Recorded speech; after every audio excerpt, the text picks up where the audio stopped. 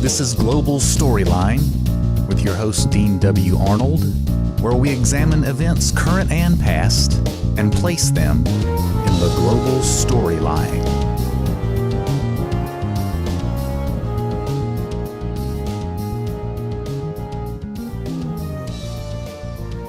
Our guest tonight is Jay Dyer.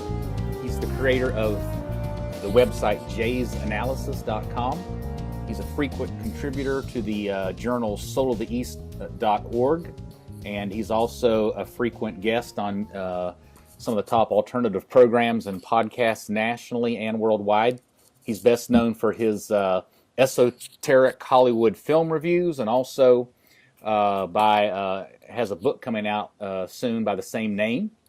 However, his favorite material is theology and philosophy, about which he has written extensively and podcasted on extensively, and other issues that he deals with to a great deal is geopolitics, espionage, current events, and corruption theory, technology, and scientism.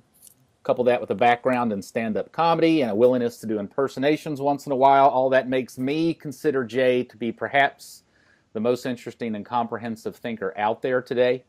So it is a privilege to interview you on Global Storyline. Hi, Jay. Hello, Dean. Thank you. It's a pleasure to be here, and that's really high praise. So I better be on my toes for this one. Yeah, well, just smoke a good cigarette, drink a cup of coffee, get your whole arsenal together, and we'll ruin many of the Christian stereotypes right away with the cigarette. That'll just get rid of all the people we want to get rid of right from the get-go. Evangelicals are already turning off their... Yes, there they go, even as we clicking speak. the X button.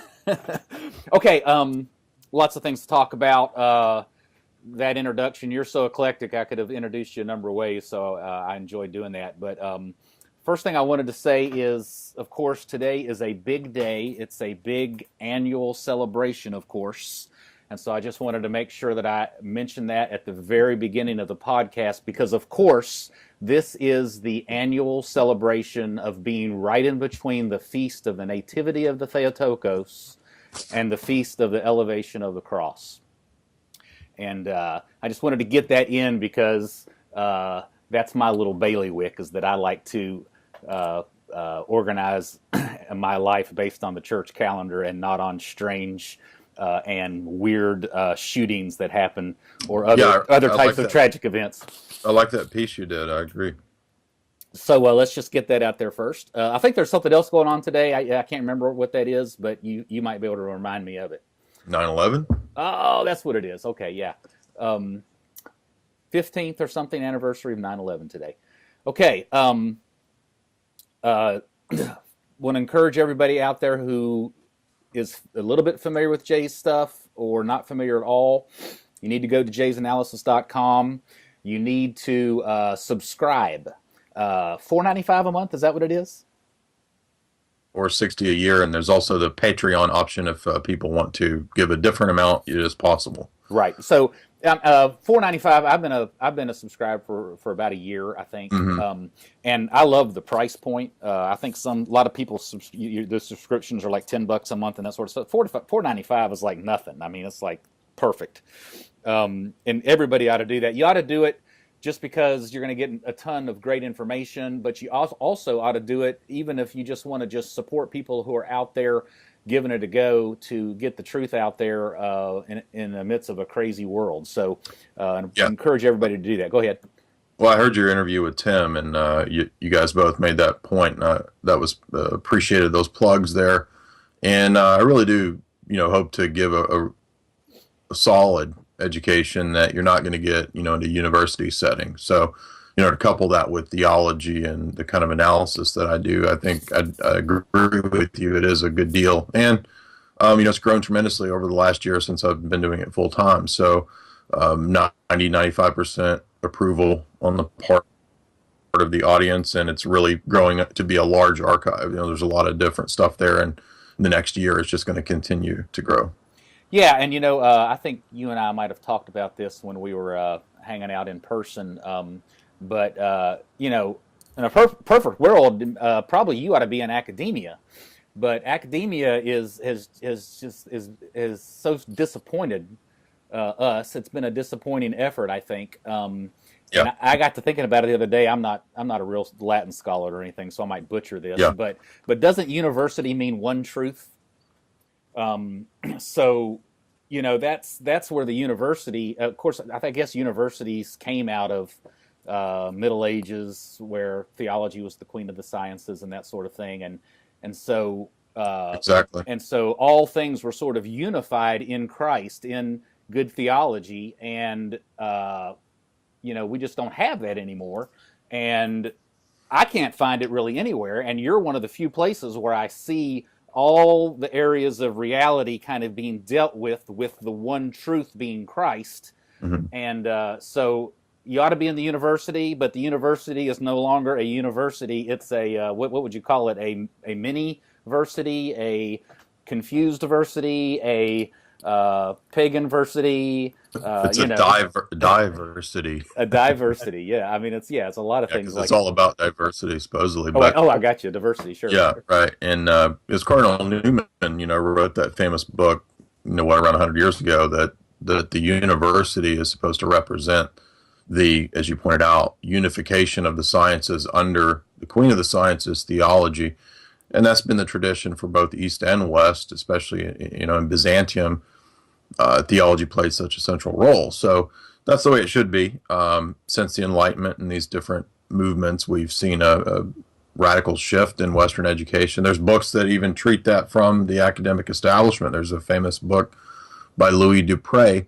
I've got it over here. It's called Passage to Modernity, and he charts the history of education and the trek of ideology in the West from he's a Yale scholar, Yale culture scholar, and he points out all the things that we're talking about. So it's not a conspiracy theory. It's just the way that things unfortunately happen in the West. And academia, unless you're in a certain section or if you're in private schools or something like that, is not really amenable to this kind of discourse and this kind of thinking, because as you pointed out, it was all about breaking down into disparate, unrelated fields. And so if you do biology, you're not supposed to have any connection to the arts. If you do the arts, it's your own subjective experiment or existential experience, and that's supposed to have nothing to do with philosophy. But historically, these would all be, placed under classical education, and they would be under God. So absolutely. I got a good buddy in Roanoke, Virginia, which is 20 minutes from Blacksburg, which is where Virginia Tech is. Mm-hmm. And we were having this conversation a little bit. I was bemoaning the fact that there is no university anymore, no more one truth. There's nothing that brings everyone together philosophically at the university. And he said, I don't think you were quite familiar with the concept called college football. So I guess there is a one truth, but it's just a little bit... If you're from Tennessee, I'm sure you're familiar with it because people worship UT. Oh yeah, yeah, exactly. It's so it was a pretty funny joke, but it was a little bit sick joke because there's so much truth to it. Right. I was going to point out one other thing, and that I went to a pretty good Christian college, I think, and there are some good Christian colleges out there, but I really can't put them in the category of doing the one truth thing, in the sense that they sort of follow the nod of the peer pressure of academia, don't want to get too far out on the edge, with government corruption, conspiracy theory, other issues like that, for a lot of reasons. But they're the tax fundies issue that's certainly one of the issues. And I think even it wasn't for that, I think just the culture there on a campus now just doesn't seem to lend itself to taking risks like that. So there are some good Christian colleges that put Christ at the center, but they're not quite doing it for me in terms of bringing it all together. Yeah, I attended a Baptist Bible college for a while, and there were aspects of it that were enjoyable, but that was at a time when I was about 20, 21, when my theological views were changing quite a bit, and I was looking into Catholic ideas, looking into ideas like infant baptism and these kinds of things, moving out of Baptist thinking. And once you have a theological shift like that, it's just not really amenable to. It doesn't work to keep attending a Baptist college, mainly because they want you to attend Southern Baptist at where I went school, or excuse me, you're supposed to attend a Southern Baptist church, and I didn't want to, but they were, which I guess it's sensible from their perspective. If we're training you to, learn the Bible, we would like you to be a Baptist preacher, right? So, yeah, I mean, unless you choose a denominational school like that, you're not really going to get the theological education, which would have been traditionally what you'd have even in regular education, would have been part of your liberal arts. But yeah, it's just we live in a different world, and it's more of a catacomb situation almost. Right. I guess you could argue. I went to a Christian college. I went to a Christian college that I think had a little better approach than what you're talking about. It's Covenant College on top of Lookout Mountain in Chattanooga.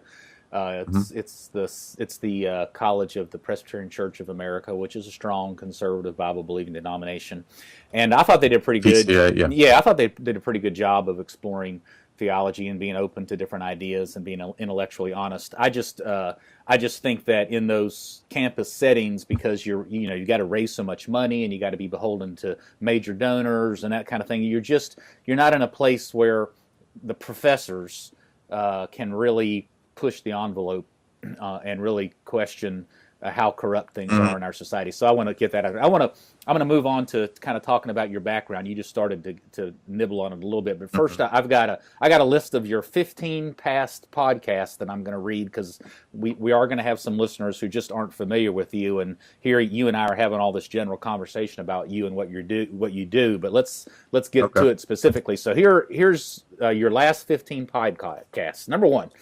Hybrid Wars and Faux Revolutions, which is a geopolitics. Next one, Classical Nihilism and the World Order. That's a philosophical thing.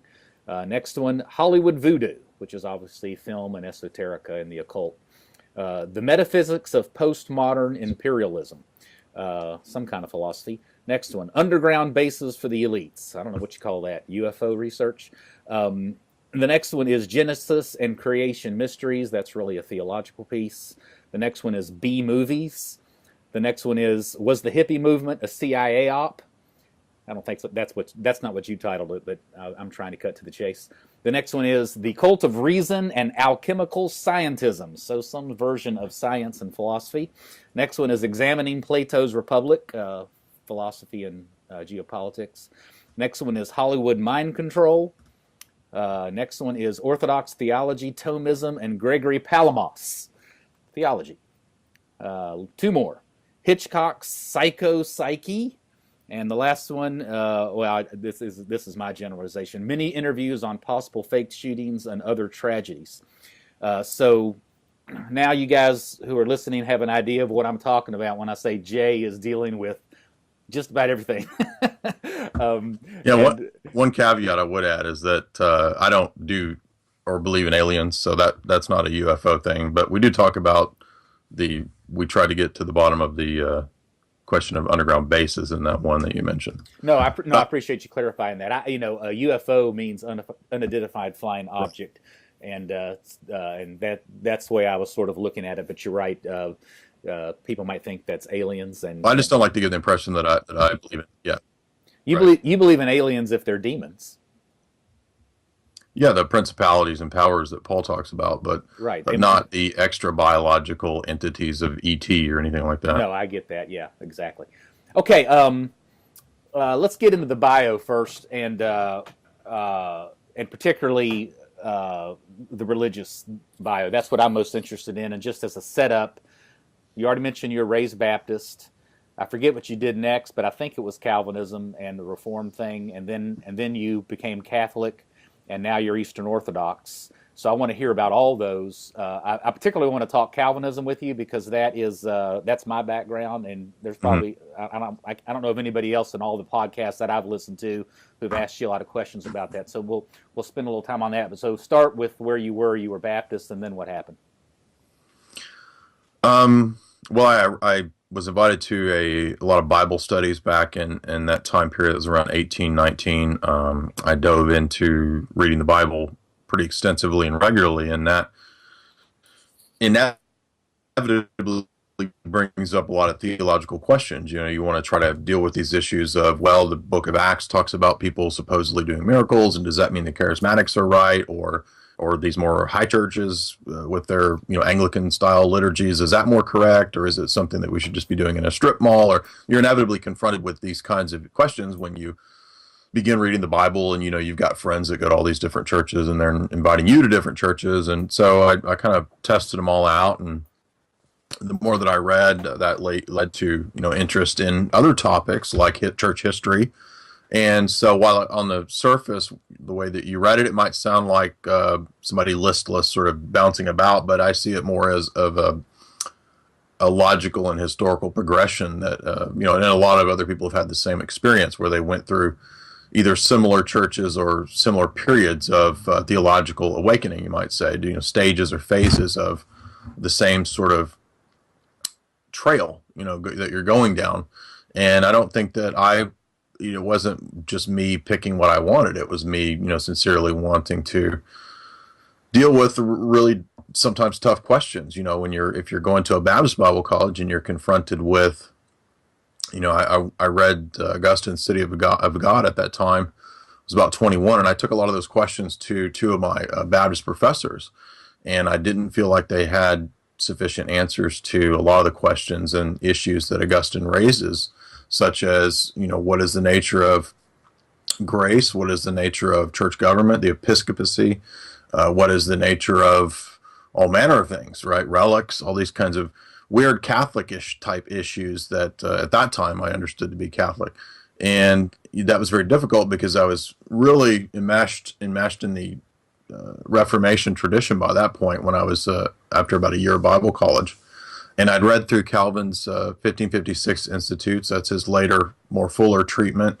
So I was really, really thoroughly on board with Calvinism. And I'd also been reading some of the Reconstructionists and people like Gary North and Greg Bonson and James Jordan and R.J. Rushdoony. And I felt like that was pretty solid stuff, but none of these people, and I knew a lot of the people in the the Reconstructionist circles and a lot of those Reformed Presbyterian circles, when I would reach out to different ministers or presbyters or whatever, elders, I didn't feel like I was ever getting sufficient answers to questions that were very similar to the ones that I posed to my Baptist preachers.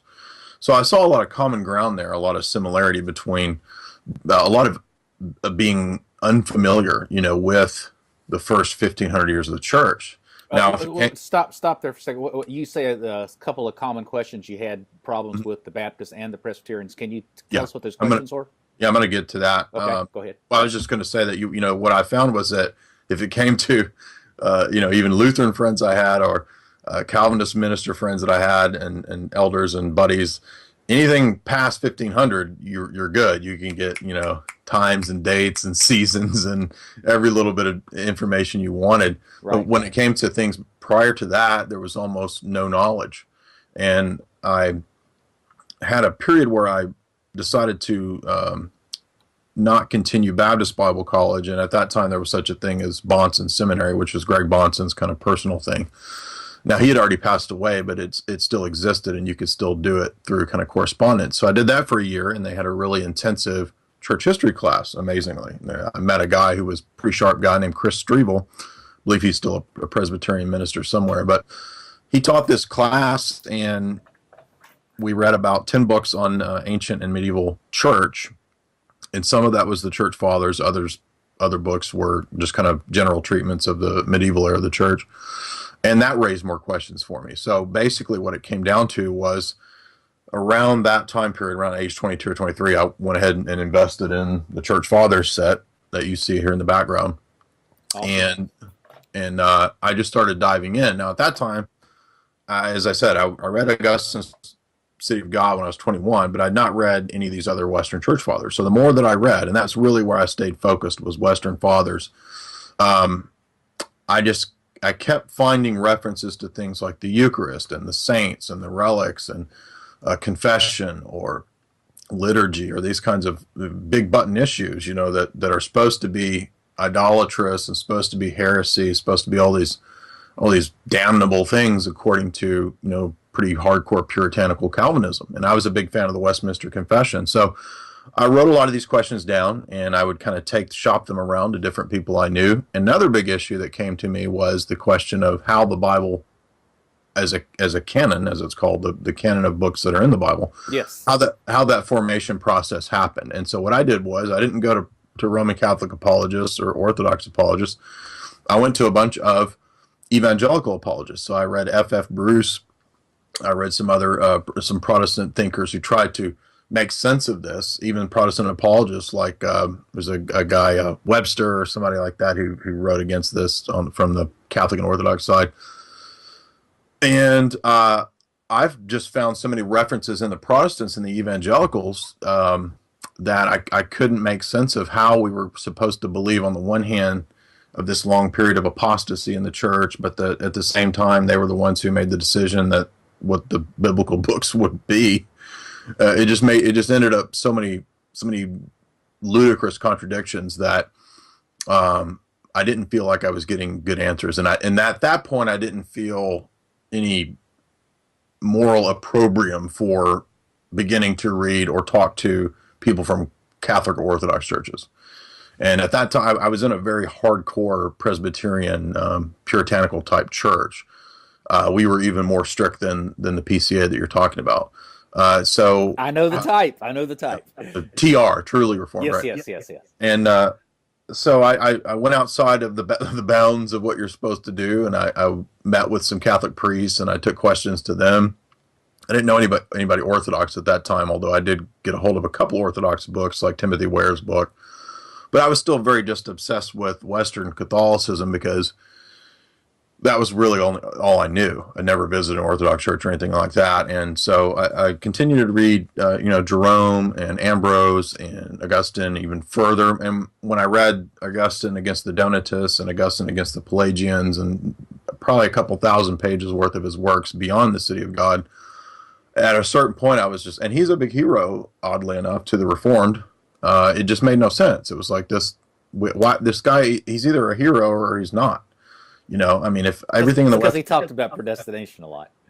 I know, right? Yeah, but there's all these other things, right? Oh yeah, right. So that just eventually just fizzled out, and I think I had a period of about 8 months where I went to a PCA church because I couldn't deal with the TR, the truly reformed that I was formerly going to. Can you tell me what part of the country you're in, or does that reveal too much?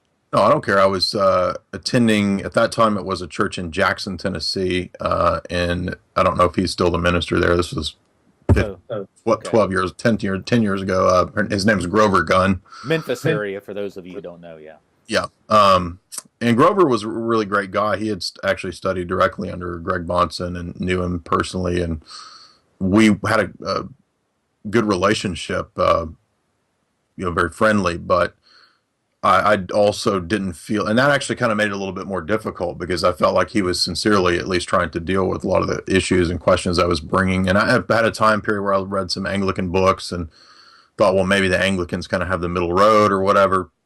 But I finally just decided, no, there's just too much evidence in the West for the office of the papacy and the real presence in the Eucharist and these kinds of issues, that I set aside all the other Catholic issues that I wasn't sure about. I was already kind of wondering about the liberalism and Catholicism, but I just said, well, that'll all settle itself out because I know what the church fathers say, and I know that these are the people who decided what books were in the Bible, so they're probably right on these other things. Right. So I started attending a Mass locally around here. I did that for a couple years, or maybe about a year, and then I decided I would, go through the catechumen classes for Roman Catholicism and join the church. Went through conditional baptism and chrismation. Did you have any person in your Presbyterian-Reformed Calvinist circles ever sit down and talk with you or confront you or that sort of thing? Oh, yeah. Yeah, absolutely. Well, tell us about that. How'd that go? Well, the original hardcore TR church got very, very nasty and very threatening and forbade me to read any of these books. And I felt like that was a direct violation of the principles of even the Westminster Confession when it comes to, issues of conscience. So that ended up in kind of just a clean break with that group. It was 2 or 3 elders over time that I got letters from some elders. I got, even back then, I got a call for interviews, but I wasn't doing anything public. This was just kind of my private conversion. But I've been very active in helping to build that church at that time, and I brought a lot of my college friends, into this mission church is what it started out as, and so it was kind of a big deal to a lot of people in that relatively small group because we had been so anti-Catholic for so long that for me to have such a radical change like that, they felt was pretty devastating, I guess, to some people. And the minister himself, of course, was the most adamant in his lockdown. Like, if you do this, we will bring church government will excommunicate you, basically, the reformed version of excommunication. So I just decided to leave the church, and I said, well, I'd rather transfer to another presbytery. Which is what I did. So I ended up driving for about a year to another church. So, it amounted to a series of events and a series of interactions and meetings. And then you step into a whole other world, the Roman Catholic world, which is very different from the Reformed version of things. And let me stop you there. Yeah. I want to explore just a couple things. For me, the issue of sola scriptura, the issue of where the canon came from, really the issue of authority was the entire issue. Now, you also bring up things like, the real presence in the Eucharist and liturgical worship and those kind of things. I guess those were just sort of other things maybe that also brought to light the issue. But it really comes down to this authority issue, right? I mean, where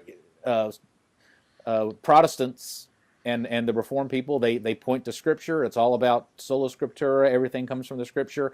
But if you can't come up with a good solid case as to who decides what's in Scripture and what is Scripture and which books go into it, then that whole thing kind of crumbles. So for me, that was the whole thing. Yeah. At this stage in my life, and when it was the issue in my mind of Catholic versus Protestant, that was the issue ultimately. Yeah.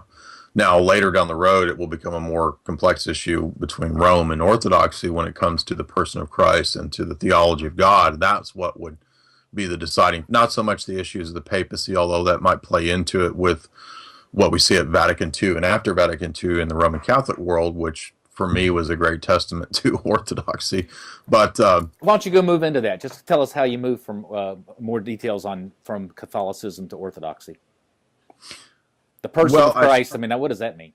Well, I want to add too, though, that I had about an 8 or 10 year period of Roman Catholicism, so it wasn't fly by night thing. It was something that I took very seriously. I even considered monastic life for a while. I thought about the Dominicans and so forth, and it's not too late. Well, not with the Dominicans. I'm talking about being a monastic. I know what you mean, but I think they. I'm just giving you a hard time. I don't. The Dominicans seem to be pretty heavy on the homosexual side in Roman Catholicism, so I was not interested in that. Oh, okay, yeah. That experience, and I actually met with the diocesan, the guy who vets people for that, and he seemed basically gay himself, and that was a big turnoff for me. So I was like, I'm not doing that.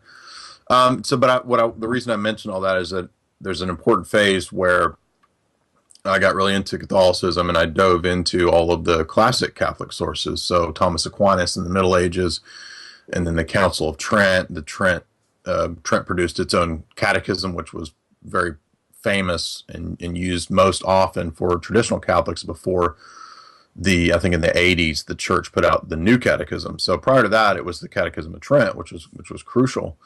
The Boston Catechism was another famous one, and you had a lot of papal documents that were considered normative for Western Roman Catholicism across the board until the time of Vatican II. And I dove really, really intensely into Vatican II. I read all the documents. I met with and talked to various Catholic theologians across the spectrum because it's a very difficult issue, and it's still playing out now in the world of Roman Catholicism because it's such a radical departure from the Tridentine Catholicism and prior to that even. So that for me was a big issue because, I went into Catholicism and into the church fathers thinking, I want that faith. I want to believe what everybody's believed in, the true faith. And then what we find in Roman Catholicism, and then it's the fruits of of Vatican II, which is all of this just really insane liberalism that at times goes beyond Anglicanism. It's staggering. There's nothing like it and that I can ever think of in history. And it really is that bad. I saw a lot of it firsthand in, not any of the pedophilia stuff, but I did research that quite a bit, read several books on it. And I knew a lot of priests, and I knew people who had dealt with that scandal and issue in the church. Not priests that were pedophile priests, but I'm saying that dealt with the aftermath. And so I'm not just saying that the moral issues are, of course, I believe, an outworking of the theological problems. And the theological problems are manifested evidently at Vatican II. And so we have this departure from even teachings of the popes 20 or 30 years before that. I mean, you have these documents like Mortalium Animos, which is a famous papal encyclical of Pius XI, where he says that large ecumenical prayer gatherings that intend to relativize the church, he says that's apostasy. And then by the time of John the 23rd and Vatican II and Paul VI, that now becomes the Holy Spirit. So what was apostasy 30, 40 years earlier becomes the work of the Holy Spirit. And this is a big issue now in Roman Catholicism. And you have this giant group called the Society of St. Pius X and other traditional groups that represent a kind of schism of probably 1 million people within the so-called Roman Catholic Communion who basically haven't followed anything since Vatican II. And now that's different from the rest of the world that follows Benedict and Bergoglio. But those fissures, those theological divisions were a big problem for me. That I dealt with that for many years, because in Catholicism, you're not supposed to commune and go through that kind of stuff if the bishops and the theologians are outwardly preaching heresy. And canon law in the Roman Catholic Communion is called an ipso facto excommunication. So, for example, if a Catholic has an abortion, they're automatically excommunicated. But the problem is that in canon law, the same thing applies for bishops that preach heresy openly, and many of them do, and nobody does anything about it. So the question then is, well, where do you go to Mass? Well, you go to Mass where you know that it's a Latin Mass and you know that it's going to be solid and Orthodox, and so that requires driving 2 hours and so forth. So I did that for a long time, and then finally it was just like, something's off here. Like, this is not matching up to the Church Fathers. It's not matching up to what I thought I was getting into. And so I began to consider, well, maybe there's other options. I don't really know a lot about Orthodoxy, and this is around 2006 or 7. So I started reading the Eastern Church Fathers, and I met some Orthodox guys who were pretty solid. Still friends to this day with some of those guys. And it was just kind of opening up another world. And in the Orthodox world, and I hesitated for a long time. I was very iffy, because there was a lot about Catholicism that I appreciated and that I liked. Even back, when I was a Calvinist, there were aspects of Calvinism that I appreciated. All the emphasis on the Bible, but I felt like it just wasn't. There was something missing, and so in the same way with Catholicism, I felt like there was something missing, and I just dove into the Eastern Church Fathers, and I visited some Eastern divine liturgies, and I was just very impressed with what I felt was. I thought that 2006, 2007, much more faithful to the Church Fathers and to the biblical witness than what I experienced in the various flavors of Roman Catholicism. So the issue of the papacy is part of this matter, because the papacy is a focal point of Vatican II, because Vatican II argues for collegiality, that the Bishop of Rome should not really exercise this monarchical supreme pontifex role that he's been functioning in the last 1,000 years of Western Christianity. He needs to tone it down, basically. And that goes directly against Vatican I. So in other words, ironically, the Protestant and Anglican influence at Vatican II argued for a more collegial view, something more Eastern. So I'm sitting here thinking, well, if I'm Roman Catholic and we're sitting here arguing for a collegial view of the bishops and the patriarchs, like how is Orthodoxy wrong anymore? So that kind of opened up the possibilities for me to look into Orthodox theology, and I did that. That was a long process as well. Not just intellectual. I mean, I obviously took it serious in the sense of beginning to get Eastern prayer books and icons and the normal modes of Orthodox worship that are very different from how you approach things in Catholicism. And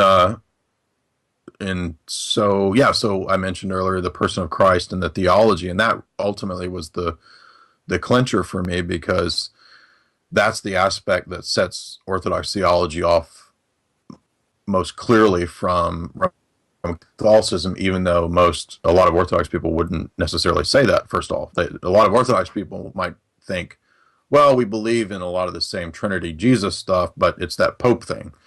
And it's not. It's the Pope or Vatican II. These are manifestations of more fundamental theological differences, even if people may not be aware of it, because when you go back and you read the Eastern Councils and the Eastern Fathers, you'll see a different theology explicated. And so that's why, I would still say that I find Orthodoxy to be way more convincing, and I've not experienced anything that would lead me to think otherwise. In other words, I don't ever see myself going back to Roman Catholicism or Protestantism. Yeah, let's talk about that for a minute. I got a lot of questions for you, but that was going to be one of my questions. What is it about being Orthodox now? Who's to say, well, in 3 or 4 years, Jay's going to go on his next jag? Mm-hmm. Well, I suppose for any of us, because of free will, the possibility of being in error or being convinced of something else is a potentiality for anybody. I mean, who can say where they'll be tomorrow? We don't know that, so I can't say with divine certitude, that I won't make a mistake or be convinced of something. But the reason that, as I said before, I think if you understand the theology, you see it as a progression. You see it as certain things leading to other things.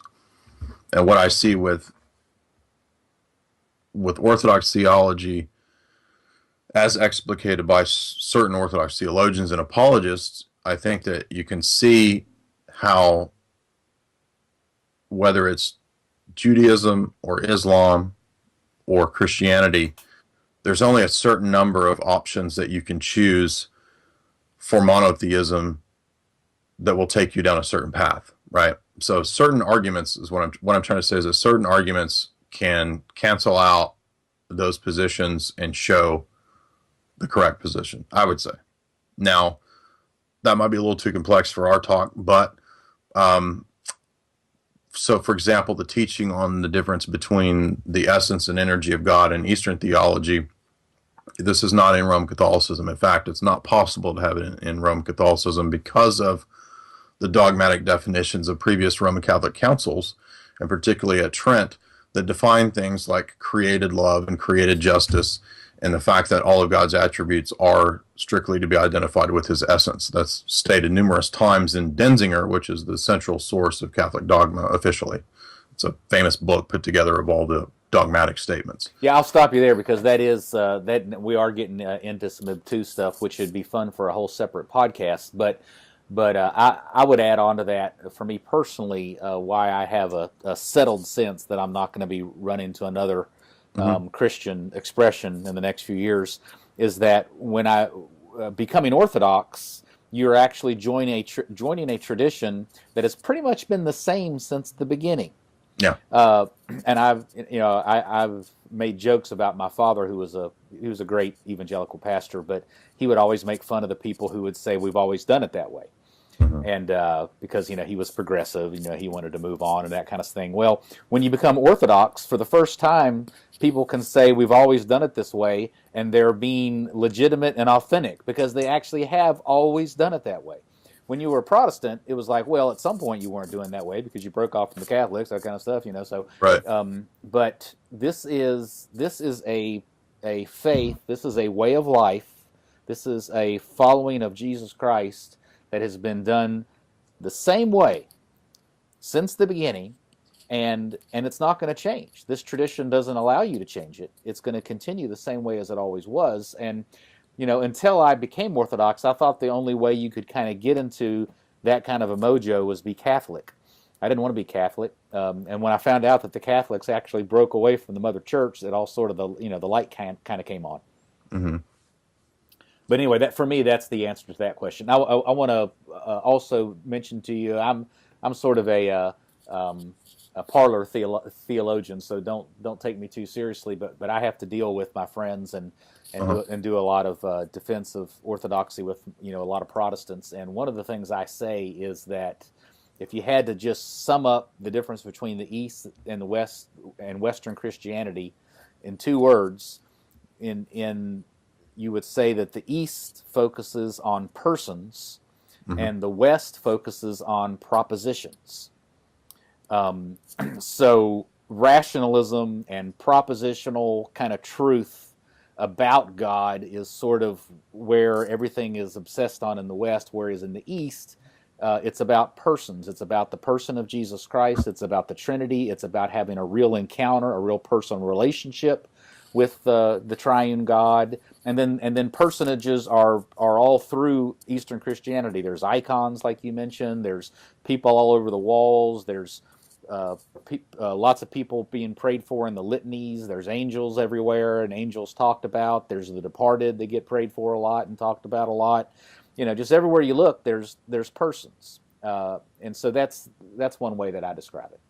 That is a good basic explanation, and you're right in terms of how things play out. I would add that it is also the theology of person that is distinct in Orthodoxy that makes it different from the West, be that Roman Catholicism or Protestantism.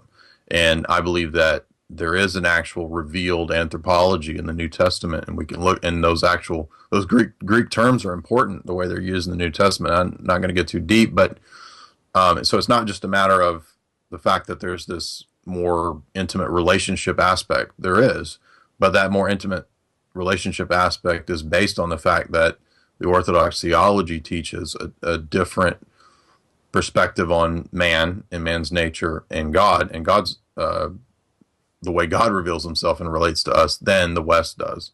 And that's a different starting point. So that's what I was saying earlier about the differences between any of the, say, monotheistic faith, is that the starting point is different. And that then out of that flows a lot of distinctions from Judaism, Islam, or other manifestations of Christianity. Don't you think there might be a tie-in in what we're talking about in terms of authority, that if you're a Western Christian, your authority comes from this rationalistic set of propositions, particularly Protestants. Well, whereas if you're Orthodox, you accept the authority of a bunch of persons who keep handing it down to you. Yeah, the living church, right. The church is always a living icon of God and of Christ, and I'm not meaning to downplay that. I'm just saying that if I had a recent interaction with a Protestant Reformed buddy of mine, and we were talking about icons and the theology of icons, and for him it was all about, whether the commandments forbid this action. And I said, well, we can have that debate, and we can talk about different issues in Scripture, and I wrote an article on that. But prior to that is the question of our differences about who God is and the theology of God. And so our practice is a reflection of the belief. And the belief, ironically, this is the key point for the Protestant, is that all of these things that we're talking about and that the Church Fathers hammered out of these 7 councils that deal with Jesus and his person, they're using the Greek terms that come out of the New Testament. So if you're having a problem with icon, that's in Hebrews, right? He's the icon of the Father. If you're having a problem with the question of energies of God, Paul uses that terminology in the New Testament. He talks about the operations of the Spirit. And the word he uses there is the same word that we use. If you have a problem with person versus physis, those nature, those are Greek terms, and I'm not just saying you have to know Greek. I'm saying that the irony is that for Protestants and guys that would go to Bible college and learn Greek, these are all the Greek terms in the New Testament that are used by the church fathers when they say what the revelation of Christ's person is. And that provides our anthropology, which is a revealed anthropology about the healing of man. One last question, and then we'll move on to the next section of the interview. For the Protestants and the evangelicals who are listening to us talk, and they can't quite get past the whole concept of hanging out in church and doing whatever the Spirit leads you to do, and all of a sudden we've gone into liturgy and incense and cathedrals and robes and cassocks and all that kind of stuff. And I'd like to explore this a little bit more in articles and podcasts, and I'm not sure exactly where to turn, but so what do you say to your friends who can't get past the whole concept of somehow extemporaneous, from the hip sort of expressions and all sorts of stuff has sort of become in our culture, I don't know, somehow equivalent to divine encounter. How do you deal with that? What kind of things do you say? It's kind of like, you mean like jazz music compared to classical. It's like, to be really modern and really following God and the Holy Spirit, it has to be something that's sort of extemporaneous and not something that's scripted out. Well, I would say that throughout the Bible, the majority of the time that we see the prophets or the schools of prophets or anything to do with the worship of God is always structured liturgy.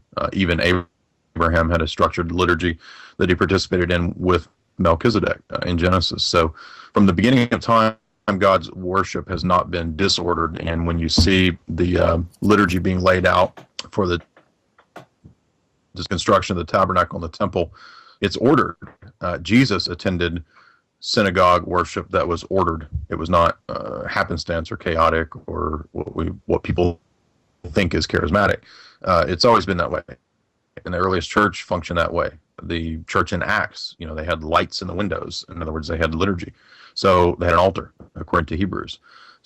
So that is really, I think, just a cultural assumption based on probably the practice of people who have just gone to different non-denominational Protestant churches or evangelical churches where they've not thought about that aspect of we believe and we practice things that we see as having a lot of continuity with the Old Testament. And unfortunately, at times you get even in Orthodoxy the idea that the Old Testament's this evil, mean God, and now we're the nice, loving Jesus God, or it's some sort of antinomian or Gnostic thing. That's not true.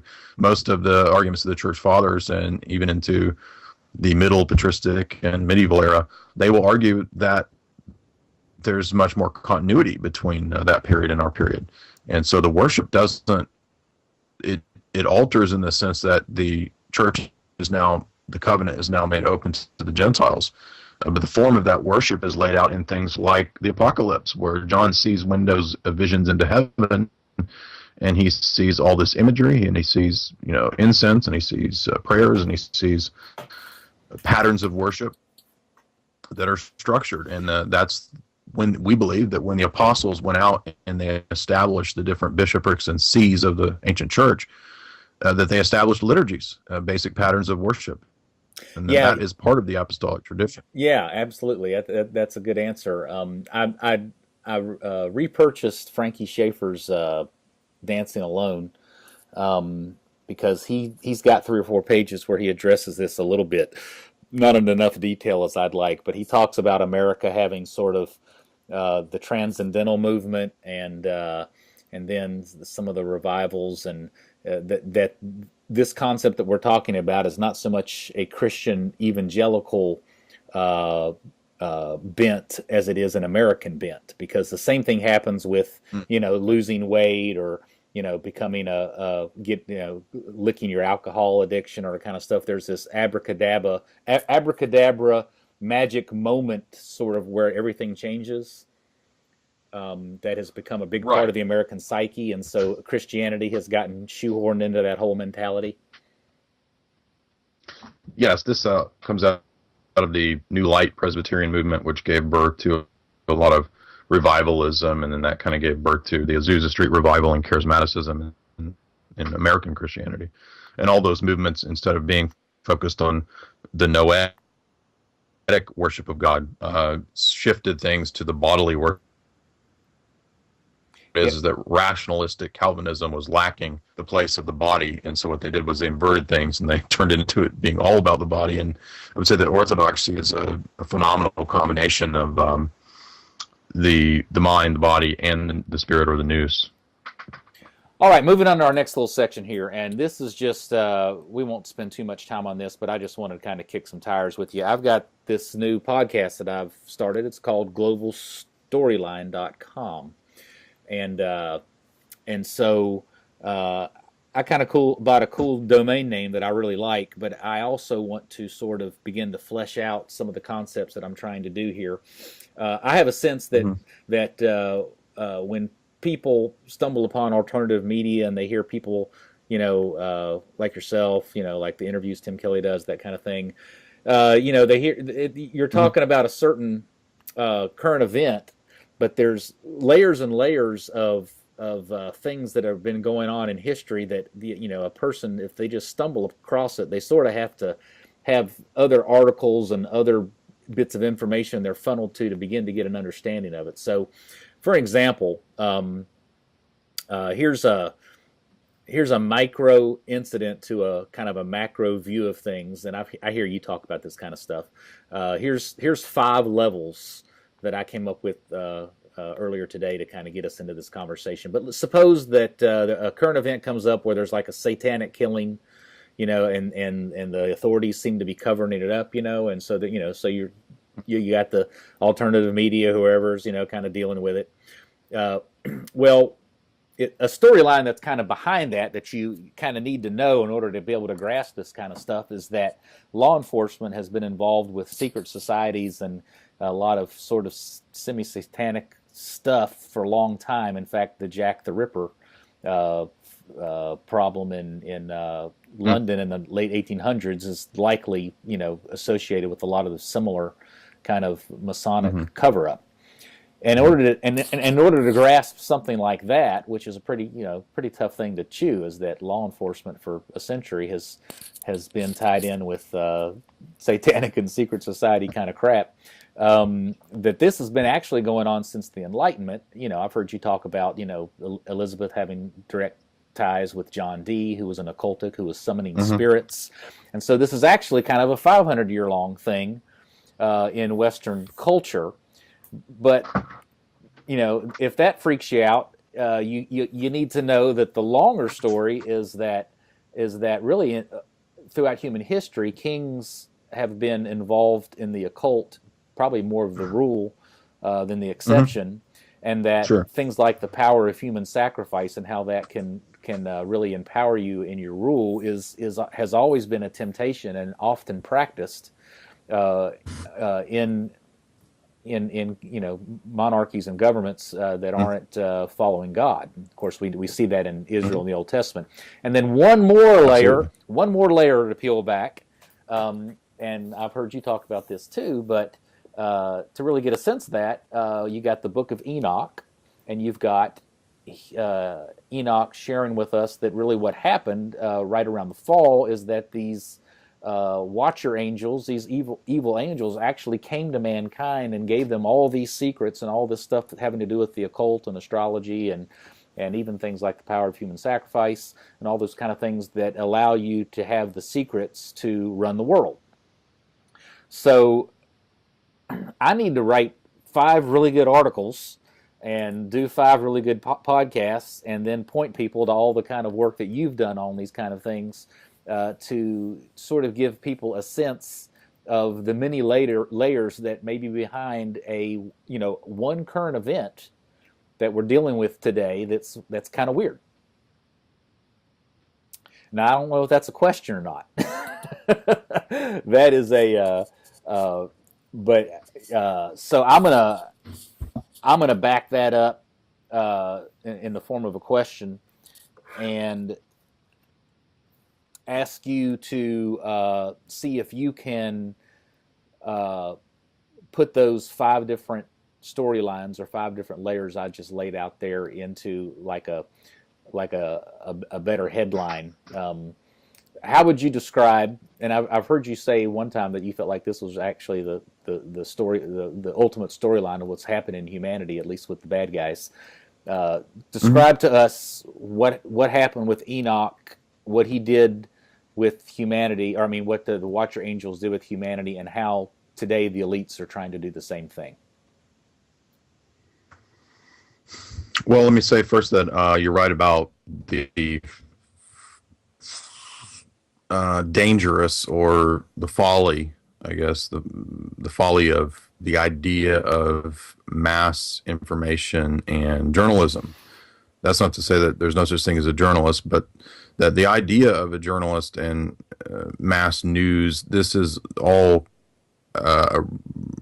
it all emerges from the post-Enlightenment period as well, and because we get out of that the idea of the informed citizen, that every citizen is going to be this educated Thomas Jefferson founding father type guy who's going to seriously engage the issues and go down to his town hall and whatever, and that requires then keeping up abreast of the papers and what they all say, and that kind of that doesn't exist. That is an Enlightenment fiction and idealization of how the citizenry would operate. And that's not how humans operate. That's a universalized assumption that the Enlightenment thinkers had. So the very idea of having a mass information outlet that can cover all the bases isn't really feasible, but I do think that it's possible to be myself and cover the issues. You mentioned personalism earlier. Cover the issues as the person that I am, and from what I know and from what I've experienced, and try to tie things together, because we live in this period when we're under the illusion that all these things are not connected, be it different fields of biology and philosophy, or be it things like events, current events, geopolitical events, or history, or so forth. So I don't worry too much about, how come your website doesn't have a start here page? Like you got to take step one. So, because it's not my job to explain everything to every single person. I'm writing for an audience that's already going to be interested in what I do. And, if people like it, they like it. If they don't, they don't. So to answer the rest of the question, the book of Enoch is kind of in a quasi-canonical status for the East. It occupies a place of some degree of importance due to the fact that it was cited by Jude a couple times. And now we have the issue of the Watchers. These fallen angels are also mentioned in the book of Daniel. So there's nothing abiblical, anti-biblical about this idea. It's hinted at in Genesis 6, I would say, pretty clearly. Although some would debate what the words mean there, but I think it's pretty clearly angels. Anyway, in Orthodoxy, there's a little bit of a different idea of what constitutes Scripture. You don't have the all or nothing idea of the Protestants who believe in sola scriptura, because, for example, sometimes you have Paul saying, "I give this not as speaking by the Spirit, but as my own opinion." Well, if you're a Protestant and you believe that everything's inspired, then you have to say that Paul is inspired by the Spirit to say he wasn't inspired when he said it was his opinion. That's pretty stupid. And so that's an indicator that even within Scripture we can have. It's not so much that the texts that have a lower status, like the Deuterocanon or Second Esdras or ecclesiastical writings, that they're not true. It's that they're not given the same reverence and preeminence as we do with the Gospels and the liturgy. So in the liturgy, for example, you'll see the Gospels kind of paraded around in the procession, having a special place that even Paul's epistles don't have. You're going to have readings from the Bible and the liturgy, throughout liturgical seasons. You'll go through the Bible into entirety, and it'll refer to all sorts of things. But there's still, we can have it's not an all or nothing. We can have a precedence for certain things, the same way that we view the writings of the church fathers. We can say they are in a sense inspired by God because they participate in the spirit that Jesus breathed upon the church, without saying that they have the same level or degree of inspiration or reverence as the Gospels do. And so that's an idea of inspiration and authority for the text that's a little bit different in Orthodoxy in comparison to evangelicalism or Protestantism. So that also should be kept in mind. So it's not that we're going to cite the Book of Jude and say that we know for certain that every single detail of how in the latter aspects of Jude, we're just getting these pretty wild descriptions. I'm not saying they're wrong. I'm just saying that, it's kind of like the Book of the Apocalypse. The Orthodoxy doesn't have this grandiose, definitive view of what's supposed to happen, like evangelicals, like Tim LaHaye and different characters like that try to do with the apocalypse. Now, because they're very difficult and they're not considered the most important thing for the life of the believer, like the Gospels should be. So when it comes to these fallen angels, this is a little bit deeper, difficult doctrine, and I believe that the New Testament refers to this when it talks about the powers and principalities, and Jesus talks about Satan falling from heaven like lightning, and there's plenty of Eastern theologians who've written on this topic, and even the liturgy, we read about the dominions and the powers, and this is talking about these angelic princes. So in the book of Daniel, for example, Daniel interacts with Gabriel, who comes to him and says that he could not arrive on time because he was delayed by the prince of Persia. And the prince of Persia that he's talking about the Watchers. This is mentioned again in the book of Daniel explicitly.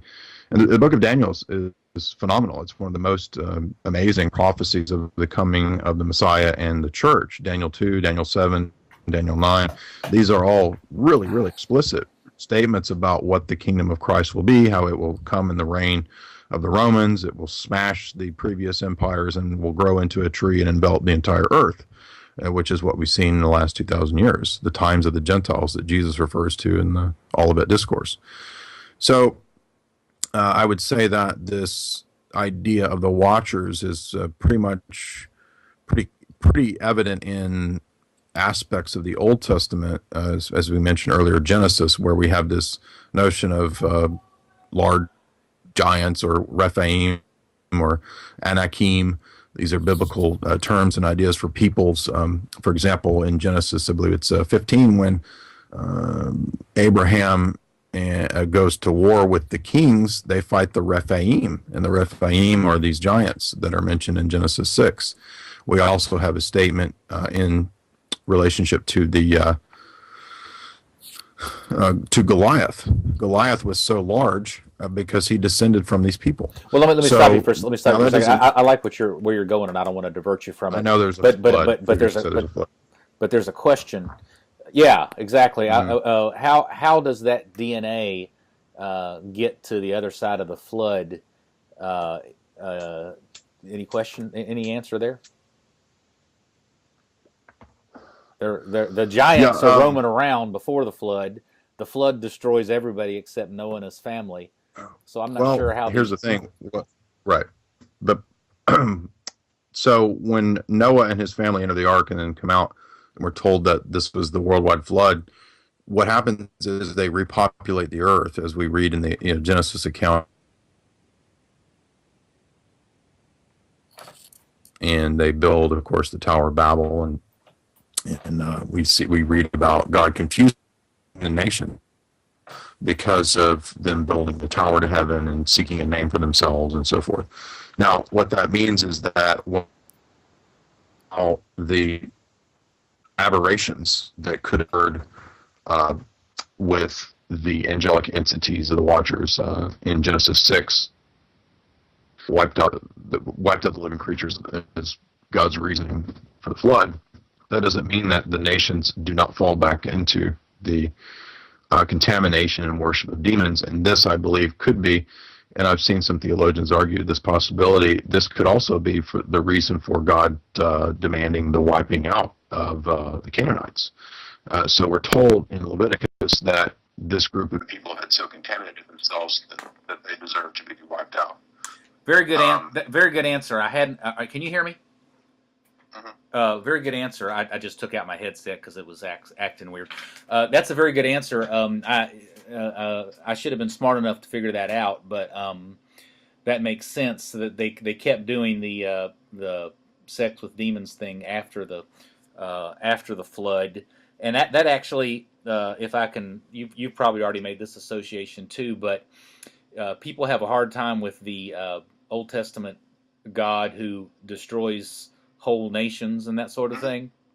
But basically the couple three places where that happens in the Old Testament, all three accounts. One is the Canaanites. You already mentioned how the Canaanites had these types of giants and that sort of thing, based on that kind of hideous occult activity. The other place we hear it about is Sodom and Gomorrah, because the Sodomites wanted to have sex with the angels there when they came to visit Lot. And of course the other place is right before the flood. So you could make an argument that the only time God goes so far as to destroy, certain groups or populations of humanity is because in his mercy it's the only way he can keep them from being completely defiled and polluted by this demonic occult interbreeding. Yeah, and when in Leviticus, I believe it's 17 or 18, when God gives the reasoning and explanation for the eradication, and I believe the term was hormah in the Hebrew, where you were supposed to burn the entire place, even after you had rid the place of its inhabitants. You're supposed to burn it because the practices of these people was child sacrifice, human sacrifice, and possibly even worse, what you mentioned before with the blending of angel and human. Now that, again, I know that may sound far-fetched. By the way, I'm not advocating what many of these goofballs in alternative media do when they talk about Anakim and all this. A lot of these people are con men and shysters that are out there talking about this. I'm just looking at what the texts themselves in the Old Testament say, and many of the church fathers, back this view up too. So, well, and let me move you forward to modern day history, because I've heard you say that you believe that many of the elites today who are very heavily into the occult are trying to reproduce this same kind of, I don't know if the word's reproduce or continue on. Yes. Now, many examples of kings being, as you mentioned, involved in occult practices. This has existed from time immemorial, and I can't say for certain that I know in any instance when they did the ritual that worked and it really brought XYZ power down or what. I can't say that, but what I am saying is that nobody can deny that human sacrifice is. Even mainline scholars will say that aside from Israelites in the Israelite practice, ancient Egyptians, ancient Hindus, all of these ancient Druids, that was the normative practice amongst the nations. And that makes sense because it jives exactly with what Enoch says, that the Watchers demanded human sacrifices. It jives with the rest of the Old Testament, and it even jives with the times that Israel fell into these practices, which God condemns numerous times in the Old Testament. So there's no reason to believe that humans are operating any different today when it comes to elite power circles, because it represents kind of the apex of the effacing of God in these actions, in the blending of species, be it bestiality, be it cannibalism, or sacrificial murder. I mean, these are believed to, and it doesn't even matter whether, even if you don't think these things are true, if a person believes that these things are efficacious and they act on them, then it's still happening. Well, what gives you the sense of believing that this kind of thing may happen at the highest levels of the elites and not just something that happens in trailer trash, lowest parts of humanity?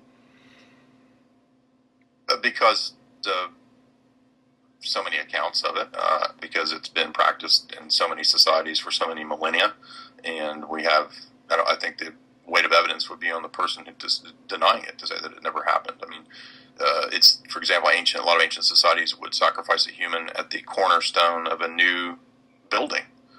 they were going to build a giant building. I believe even the Egyptians at times engaged. I'm just trying to help the listener here. Just name a story or two, or a incident or two of modern day elites being involved in some of this kind of activity.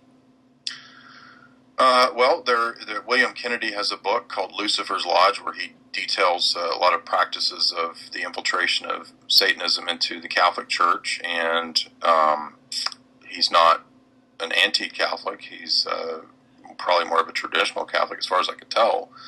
And that book takes a lot of the cases of pedophilia in the recent decades of the Roman Catholic Church, and it puts them in context of what I'm talking about, and it deals with instances where there actually were, satanic rituals and so forth.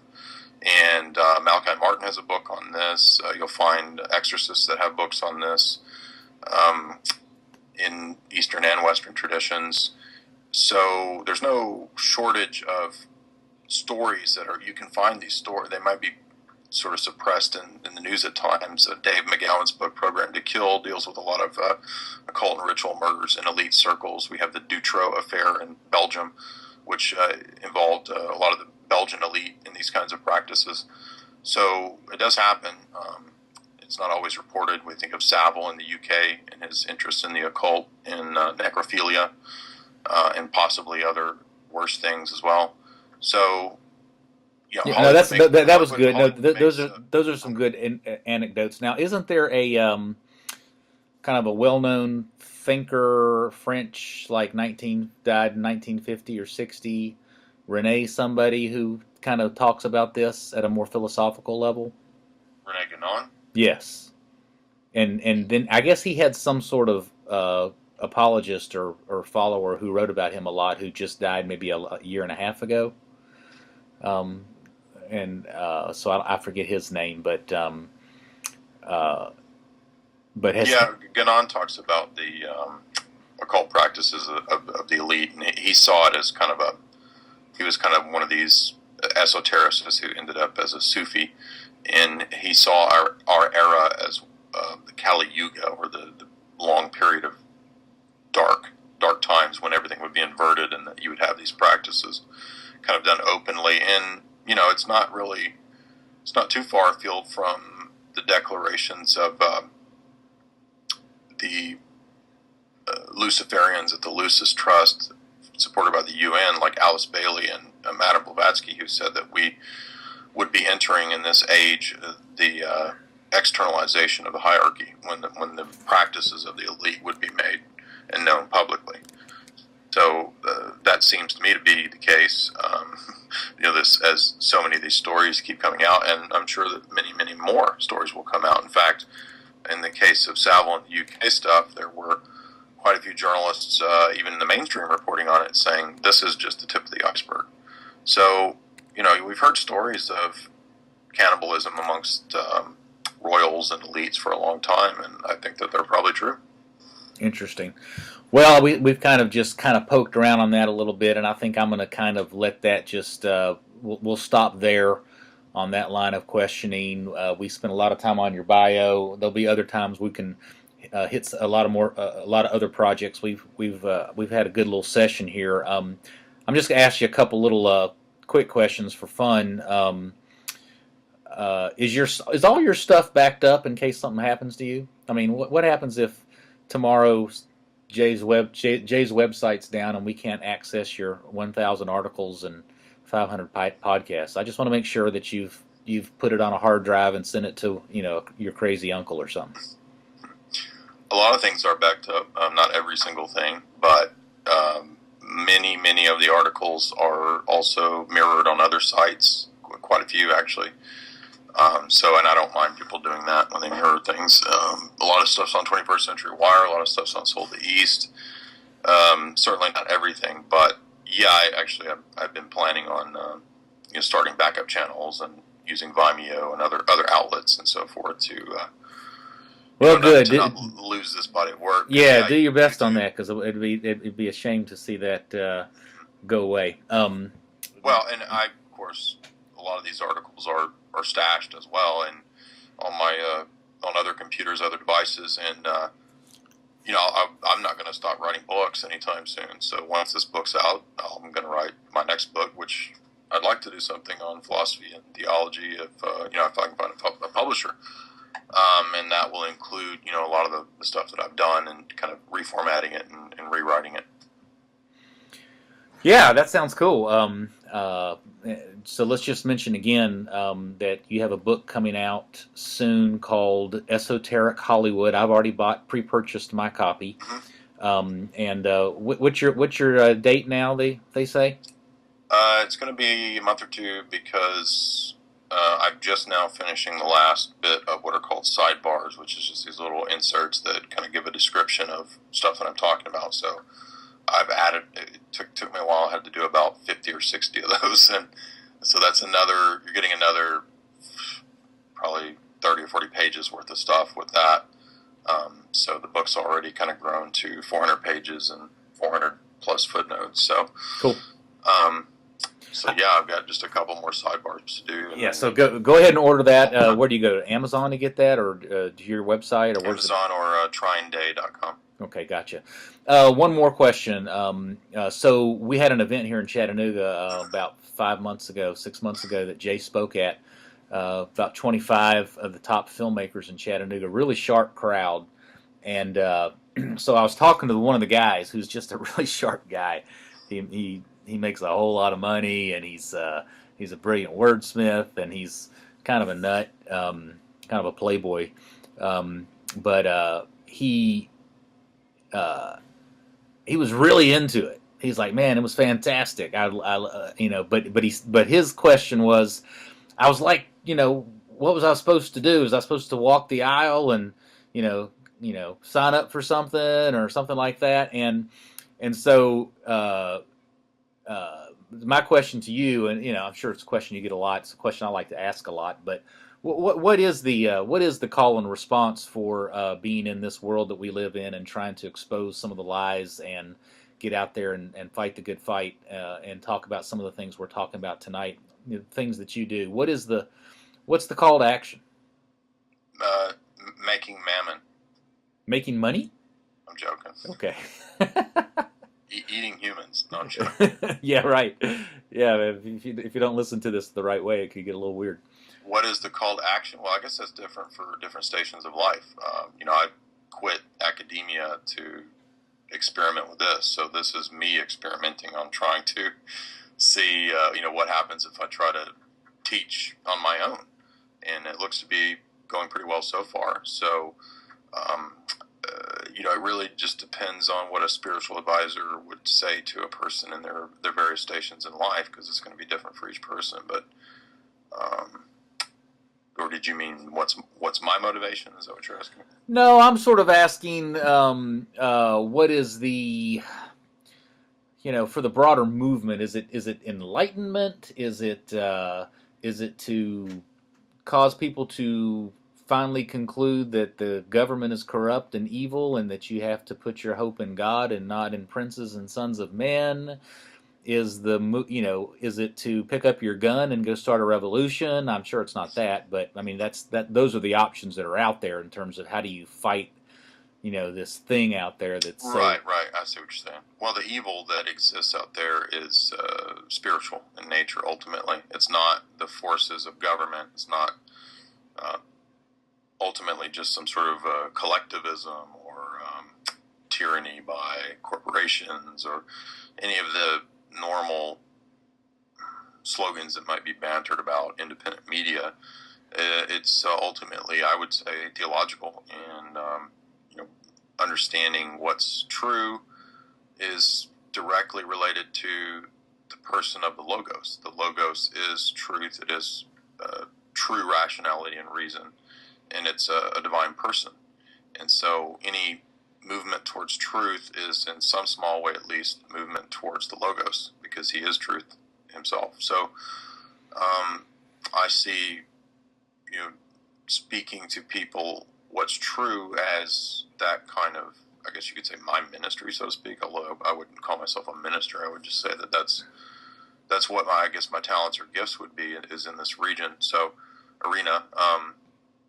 So that's the goal here, is that we got to have a right view of God, form our worldview appropriately before we can really tackle these things. And so what my site does is that it takes these hot button topics and issues and pop culture things and things that everybody's into, and it says, all right, let's look at this, let's think about it, and what aspects of it are true, what aspects of it are false, what things are pointing us to evil, what things are pointing us to God in this.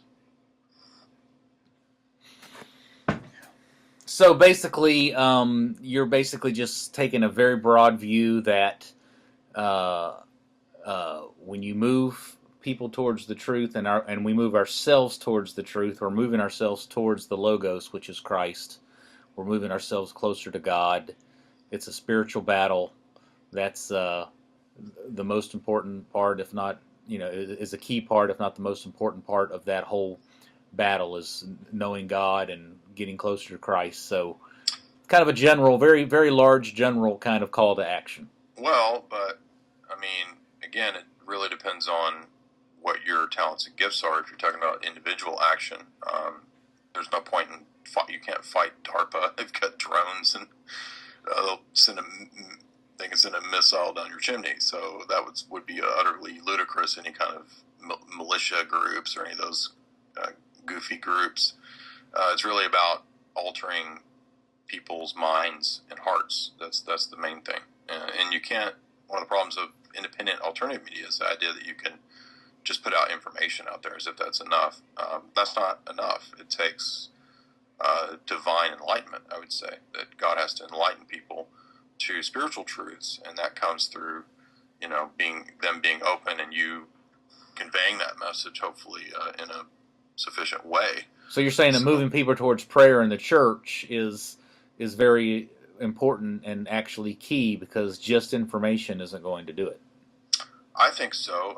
I don't have any delusions of being able to convince everybody of that. Obviously, that's not going to happen. But if people see the work that I do and they find it interesting, hopefully the argumentation is sound enough to lead people in that direction. So. No, those are all good answers, and that's a question that I like to ask a lot. You talk about gifts and calling. That's probably something that's involved with me in terms of a passion. But different people are going to respond differently and have a different way and reaction on what to do. Go ahead. I was going to say there's not much out there that deals with all these topics and tries to make sense of them. And I think that theology does make sense of a lot of this at the highest level. You were talking earlier about different levels of these things. And I would say, there's certain books that are great starting points. There's a really, really good book that affected me that I would recommend that ties in everything that we've talked about. Maybe not so much a lot of the geopolitics stuff, but the bigger picture would be a book, The Cosmic Liturgy. And this is St. Maximus the Confessor. It's a small book. It can be read, in an afternoon. I think it's 120 pages. But that Cosmic Liturgy book affected me. I read it about 10 years ago, and I think that's always stuck with me as a really profound alteration of my view of not just the here and the now or good, bad, conspiracy, but rather the whole meaning of man and the cosmos is what's so profound about that book. And it's not inaccessible. It's very accessible. I think it's a St. Vladimir Seminary Press book. Well, I look forward to getting that. And sometimes you could step back and say, "Gosh, you guys get so out there in the hooty-tooty universe that it's just kind of silly." But we actually live in a world where nobody knows what's up or down or sideways or forward. They don't know if there is a God, there isn't a God, if there is a world, if there is a mind or not, who's a male, who's a female. I mean, it's a messed up world right now. So, to back up and ask some really basic questions like, what are we doing here and why are we here and what's happening is pretty important. And once again, academia has let us down in terms of helping us shape us in terms of basic reality. Yes. Yeah, Cosmic Liturgy of the Universe According to Maximus the Confessor. Yeah, I'm going to read that. And let me make one last comment, and I'll let you go. Excuse me. Yeah. Excuse me. I want to question. There's two different books. The Cosmic Liturgy one is good. The one I was thinking of is actually better. The one from St. Vlad's. It's called On the Cosmic Mystery of Jesus by St. Maximus. So I just wanted to be clear there. On the Cosmic Mystery of Jesus. Yeah, I'll put you the link here in the chat. Okay. You put it in the link in the chat. What are you talking about? Skype has a chat feature right here. Oh, okay. You see it? I don't see it yet, but I'm sure. There's a little bubble at the top that should be yellow, and then if you click on that, I see it. It's below, but got it. Okay, perfect. Yeah, thank you. Okay, yeah, and speaking of, you're sort of. You said you have an experiment of sort of doing academia on your own. Those of you who don't know, Jay has he's gone through, I think, 10 sessions or something, several sessions on Plato's Republic, and he's going to do more on Plato in the future and on Aristotle. Uh-huh. He's also done several sessions, about to finish up a long series going through Tragedy and Hope by Carol Quigley. Right. Which is basically an overview of the last 120 years of Atlanticist takeover of the world. But I bought Tragedy and Hope, and for me, the spirit is willing and the flesh is weak. I've read about 50 to 100 pages of Quigley, and I fell over and couldn't make it. And I've read about 3 or 4. Parts of 3 or 4 books of the Republic, so I'm able to listen to all your stuff and learn a lot. But I wish I was, and maybe I'll build my muscles eventually. I'll be able to actually read the texts themselves. I completely understand. It's a laborious procedure, and I think St. Basil said that one time, that reading is like one of the most laborious procedures. So yeah, I understand. Yeah, but I'm working on it. Well, listen, I've really enjoyed talking to you. Thank you so much for taking the time. Is there anything else you want to share before we move on this time and call it a night? If you like what you hear and you want to get deeper into any of these topics, you can subscribe to Jay's Analysis and check out my book and make use of the archives. There's hundreds of articles there on various subjects, not just movie reviews. Movie reviews are only like 1/9 or 1/10 of the total subject matter there.